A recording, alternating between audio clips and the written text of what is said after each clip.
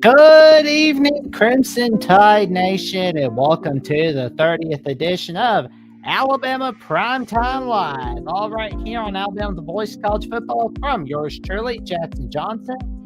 I am doing this show solo today. I'm like, well, Coach Smook is out today. I'm like, I'm going to take one for the team for the show, and let me just tell you, you're going to be in for a wild ride as I'll be going over my take on the rankings for the Alabama Crimson Tide and the AP poll, the coaches poll, and the top 25 that actually makes sense, and the injury report, what we've got planned, and much more, all right here on Alabama The Voice of College Football.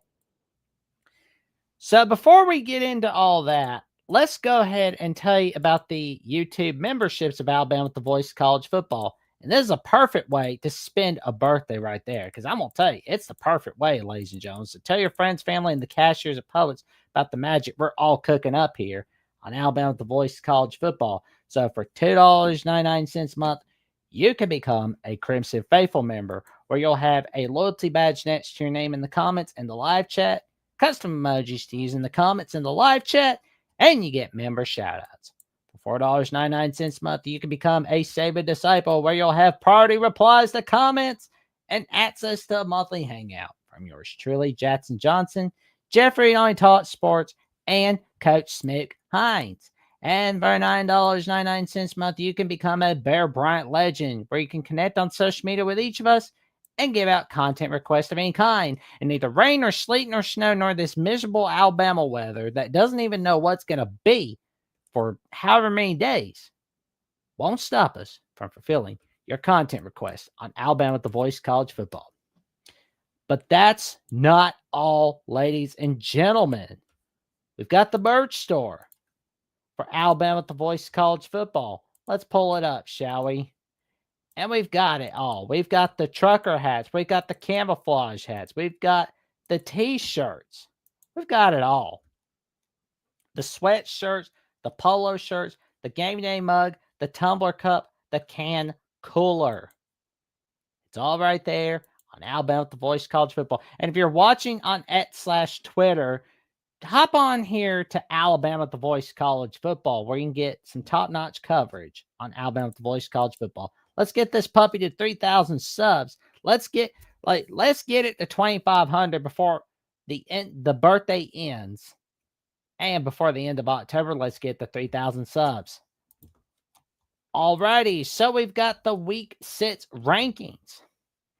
And we were very low outside the top 15, right? Well, low by our standards. I mean, I consider it low. But you know something? Going down to 21. Going down to 20. Or better yet, being knocked out of the top 25 as a whole from the Mark Rogers top 25 that actually makes 6 rankings was the best thing to happen to us. Why? Because it helped us kind of get things going. Kind of like put our butts in gear. Because after that Florida State loss, people were just throwing the baby out with the bathwater, saying it's over for Bama. Well, if it's so over for Bama, why are you storming the field after beating Bama?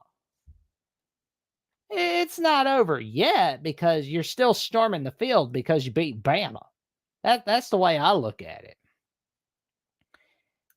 And when we defeated Louisiana Monroe, shut them out. I mean, there were people actually saying we were going to lose to Louisiana Monroe. Can you actually believe that?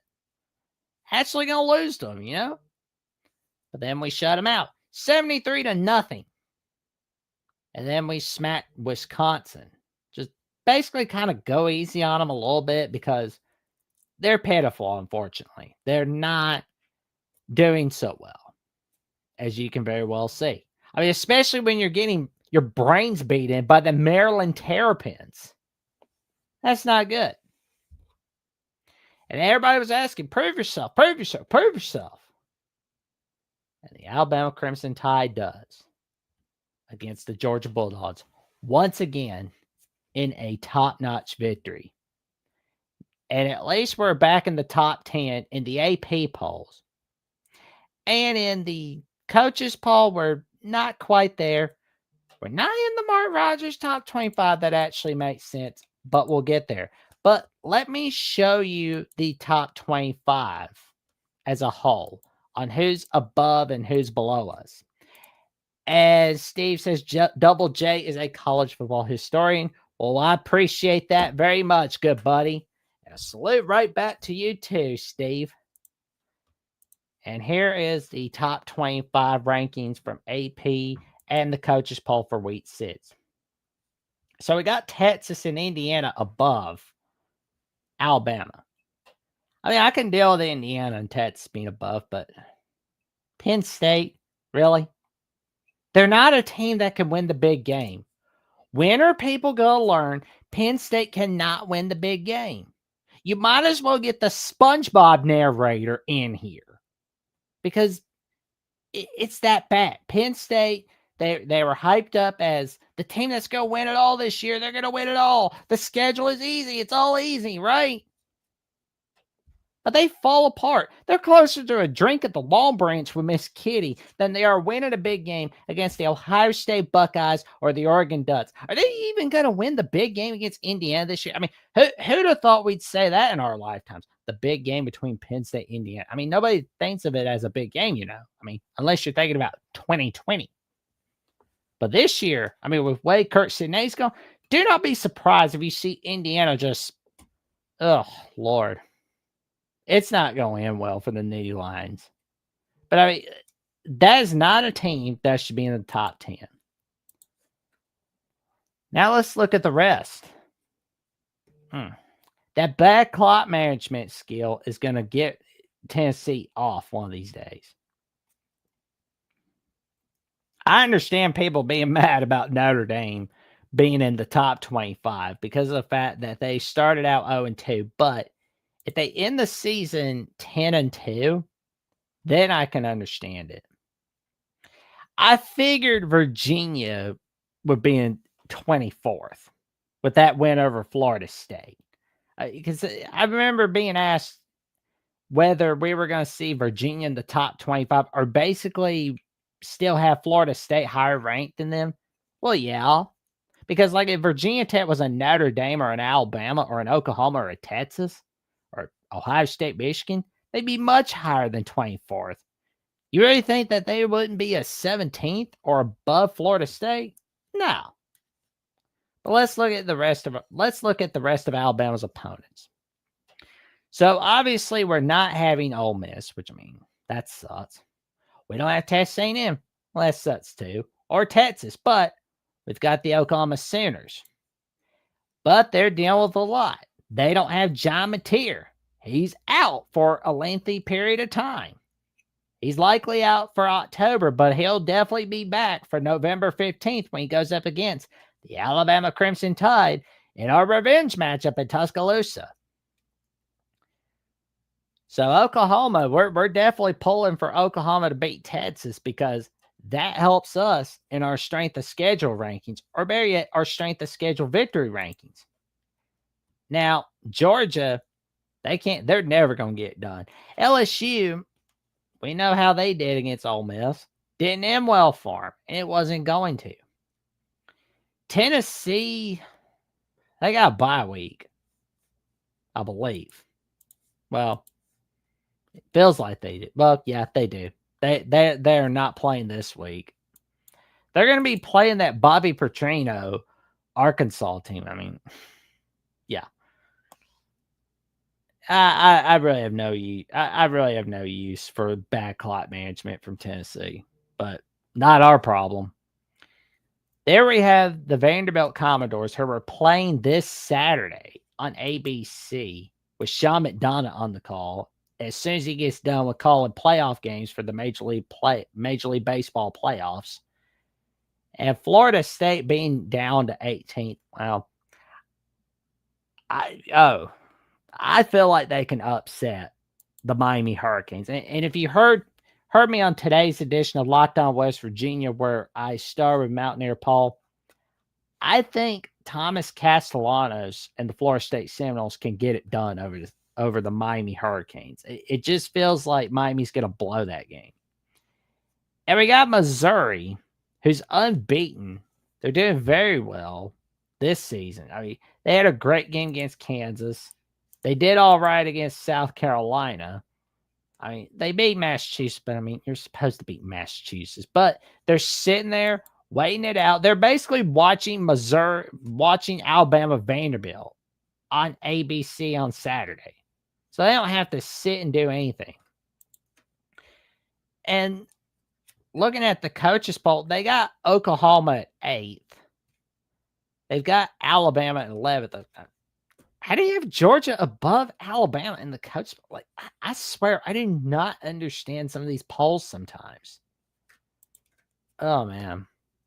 I forget that lady's name who said that it doesn't matter where you're ranked in the polls because it's not going to matter at the end. Like, when she said that, it's like, what was going through your mind, lady, when you said that? Because it clearly matters. It obviously matters. I mean, come on.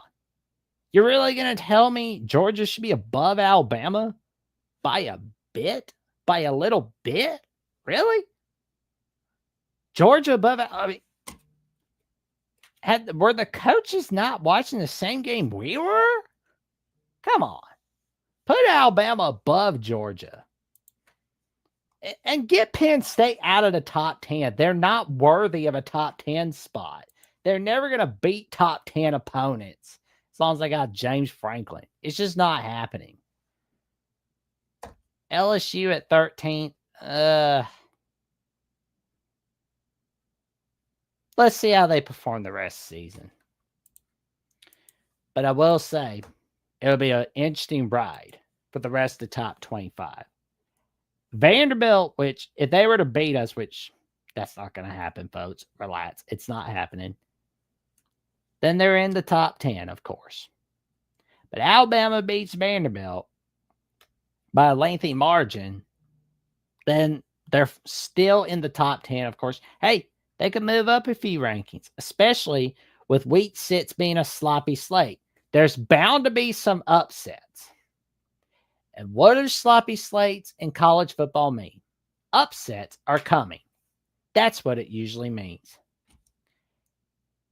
And of course, we've got our next topics. But before all that, we've got a message from our buddy, Mark Rogers.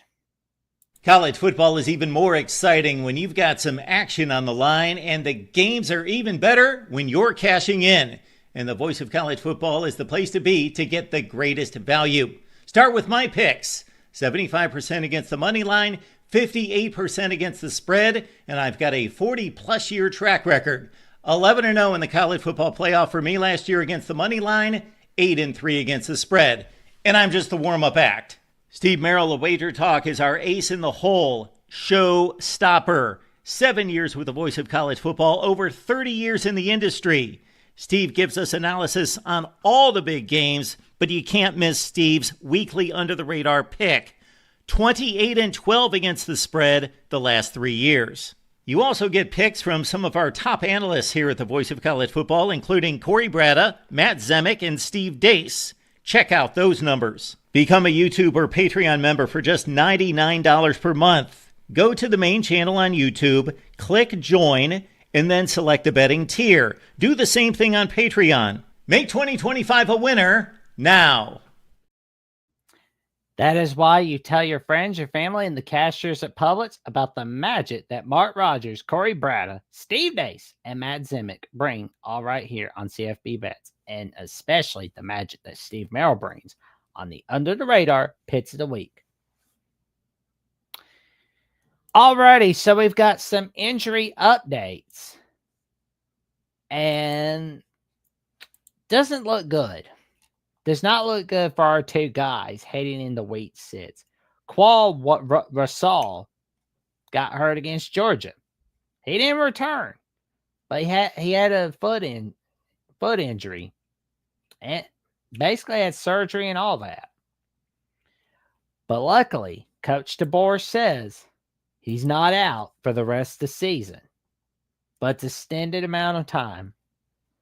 Something tells me Rasal is going to be out for basically all of October, maybe most of November. But We just hang on. He'll be good. And we've got our defensive lineman, Jamarian Latham, who's going to miss the remainder of the 2025 season because he got hurt in practice and basically missed the Georgia game. And Coach DeBoer says, quote, just with everything, he'll be out for the season, so it's uncomfortable. Just love both those guys. But Zebo, as we refer to him, Jamarian, he can have a healthy recovery. He'll recover fully, and so that's the main thing. The big picture of everything, unfortunately, we won't have him back this season. So far this season, Rasul has appeared in all 4 games this season as the Crimson Tide's starter at Wolf, making 4 tackles with 1 tackle for loss, 1 sack. Latham has appeared in 1 game this season, making 2 tackles. In the absence of Rasul and Latham, Alabama will likely depend on the likes of Yanze Pierre and Justin Hill to step in larger roles going forward. Well, let's look at the roles, shall we? Let's look at the roster. Let's look at the depth chart. Here we go. Now let's get those ads out of here. Come on. Here we go.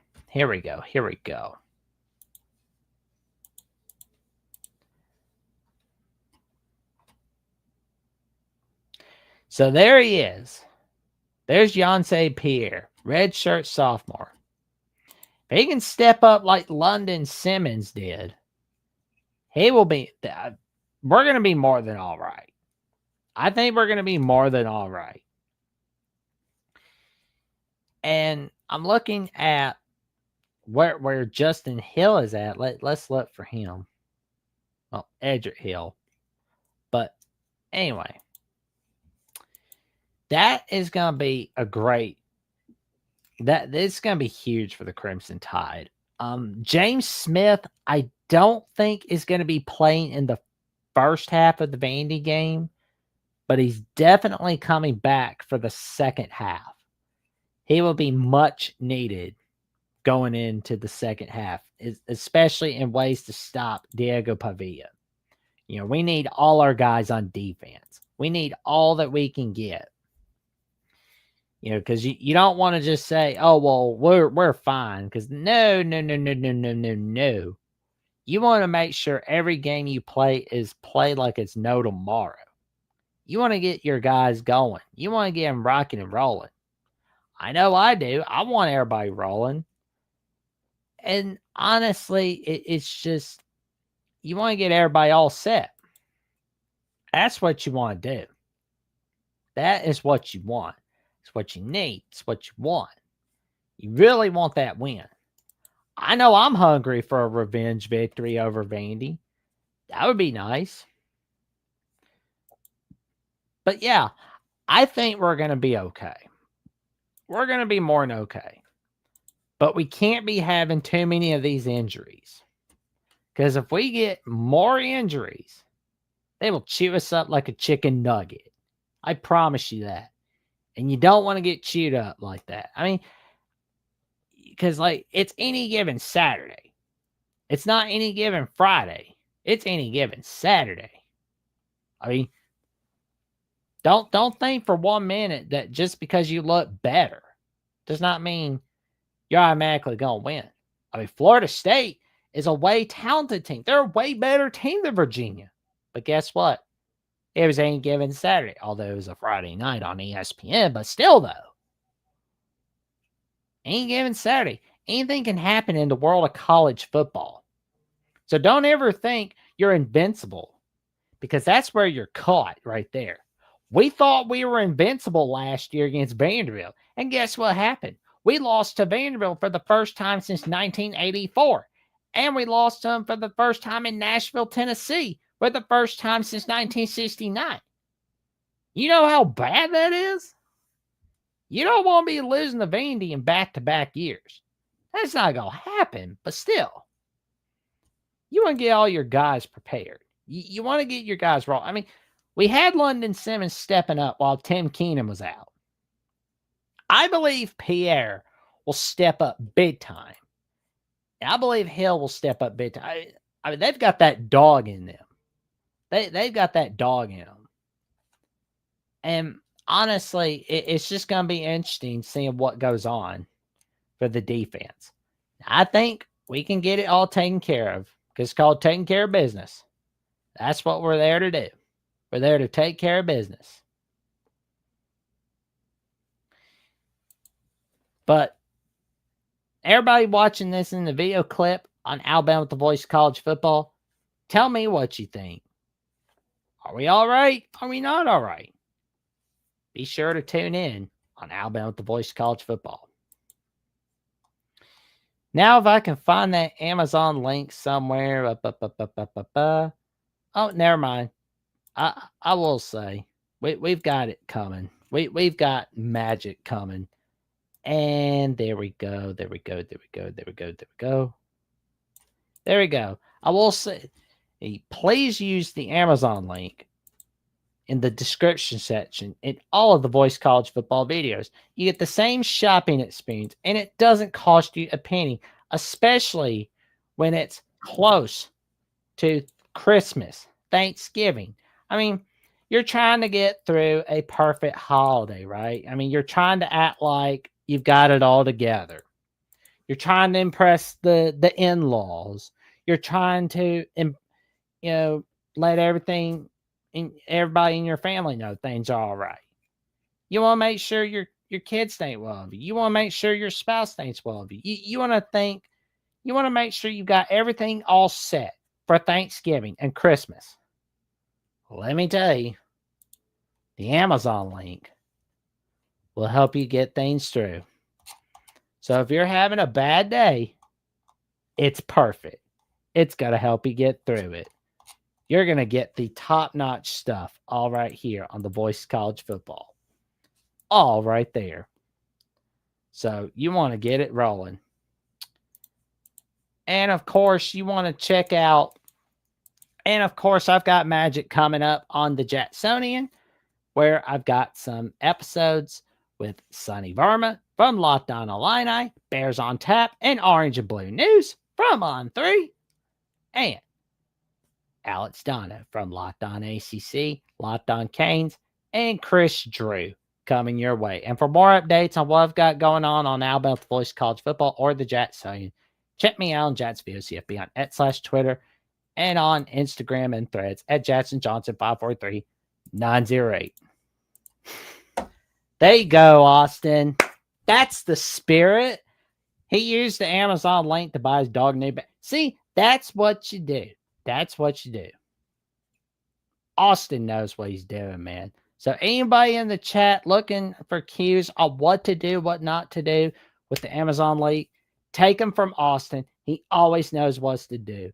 He is one of the most dependent guys I can rely on. He is one of the amazing guys I can rely on. Like I tell you right now, he's a guy you want by your side because you can trust him to do the right thing. That is for sure. He always does the right thing. Not so like he does the right thing like when everybody's looking, and it's not even when everyone's looking, it's when no one's looking. Those are the guys you want by your side. And I'm proud to call Austin my friend. And you should too. All righty. So I've been thinking about our special teams, right? And that wide left field goal that we had on Saturday. I mean, I know that it was like it didn't cost us the game or anything, but it could have. Is the kicking game a problem again? I'm feeling like it's yes. That's what it feels like. I'm not liking where we're at right now. Because, I mean, it's nowhere near as bad as it was 10 years ago. My God. Like, Connor Talty is doing all right, but still, I don't want it to be where it cost us the game. And Coach Kayla DeBoer spoke on Talty on the press conference on Monday. And let's take a look at what he says. He said, I think that kick in particular, I think we've got to have better execution all the way from the snap to hold on to the kick. All three of them could do a little bit better and cover for each other. The kicker obviously can recover and help make it better. It wasn't that much error on the other guys to where he couldn't make up for it, but they all three with that execution, I think, can do a better job. He's been solid, I think, as a special teams whole. I think the real slip up was against Wisconsin with a couple of kickoffs. And again, we put ourselves in that spot where we had to kick from our own 20 and cover a lot more space. I was really pleased with the way we controlled their return game, with Branch being a threat, both in the punt return and the kickoff returns. And we had a squid opportunity. We pinned them deep at the end of the first half and didn't let up in any way to give them any life. There to feel like they could go down and even get 3 points on the board, kicking off after we held them deep on the first one that they tried to return. Really, they just were all about taking the ball to 25, fair catching it. And so I think we're doing a solid job. There are so many guys on our special teams units. I'm not afraid to put it out there because I think they're executing at a high level. Latsier Brooks, you watch him run down there on kickoff. You see him on offense, but you see him doing his things there.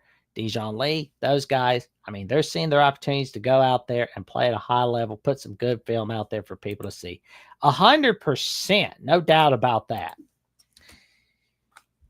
It's always good to have a good kicking game, and I'm loving what Latsier Brooks is bringing out. He's just bringing his A game. He's the X factor right there. I mean, we all talk about Ryan Williams. We all talk about Jeremy Bernard. But nobody talks about Brooks enough. I don't hear about Brooks, but should. I hear about Brooks. You hear about Brooks on here. But not everybody in the country hears about Brooks. But oh boy, they're going to. We're making sure they hear about Latsier Brooks. All right. And I'm going to tell you right now, you want to hear about Latsier Brooks. And he's bringing that magic all over the place. And we'll find out, see what happens. But Talty has to make sure he has a great kicking game against Vandy. Because you don't want it to be like against Georgia where he missed that one field goal. Ugh, I mean, the wide left, that was just not good. It was so bad. It was terrible. It's outrageous. But it didn't cost us. So we're good. But at the same time, kind of like how I've been railing about how bad clock management can cost Tennessee a game one of these days, and how it basically cost them against Georgia. If we don't have our field goal game straightened up, it will bite us eventually. Not today, not tomorrow, not next week, not later this year, maybe not later in the month, but eventually it can. And we got 6-0 giving out the Roll Tide, y'all. And a Roll Tide to you too, 6-0. Let's go. Let's go, 6-0. Man, I am just so ready for Saturday. I'm just like ready for the game to come out. Just ready for Saturday to come.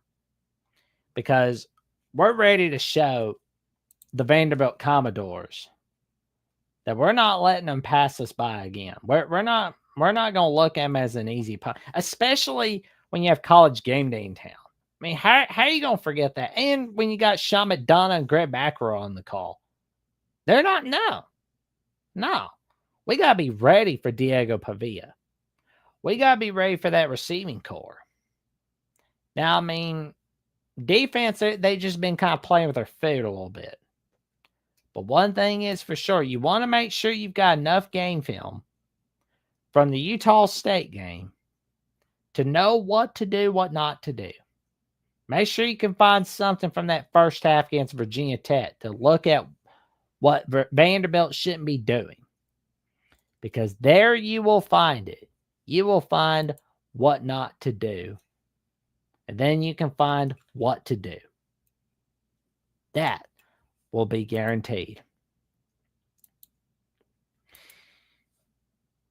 But I will say, though, we've got more magic coming your way on Alabama at the Voice College Football, where we will have magic coming your way, including the call-in show Thursday nights as we take your calls all right here on Alabama at the Voice College Football. And what you want to do is make sure to like, comment, subscribe, click on the notification bell so you never miss no video whatsoever.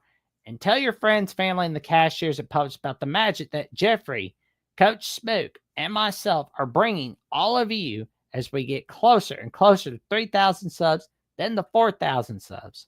With all of you, all right here on the channel. And if you want to give us a listen on audio, be sure to check us out on Spotify, Amazon, Apple Podcasts, and iHeartRadio.